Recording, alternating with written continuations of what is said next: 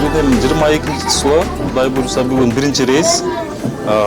Экспериментальный люксты официально бүгін бірінші рейс менен шығып атабыз. Құдай қаласа бардығы жақшы. Анша кішіне мелкий недочеттер бар. Аны біз рыбачыға барып қайра қайтқан уақытта актировать етіп береміз.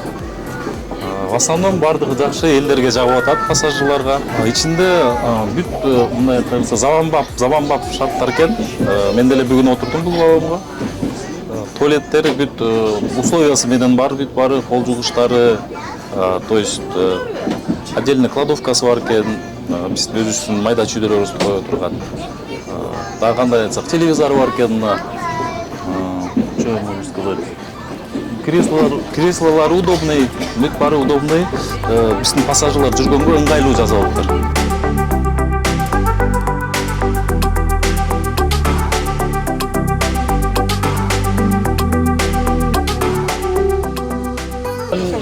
Жақсы жасалыптыр.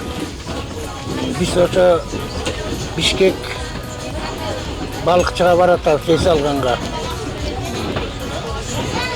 Құдай бұйырса жақсы жетішкендіге жетішіп атыптыр.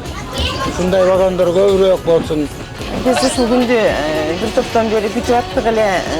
Өзгөчө бул кичинекей небереме Артурга аябай кубанычтуу болуп атат. Жолду карай видео снимать етіп барын көріп, рахаттанып кетели деп ойлоп баратабыз. Мына жаңыдан эле шаардан чыктык.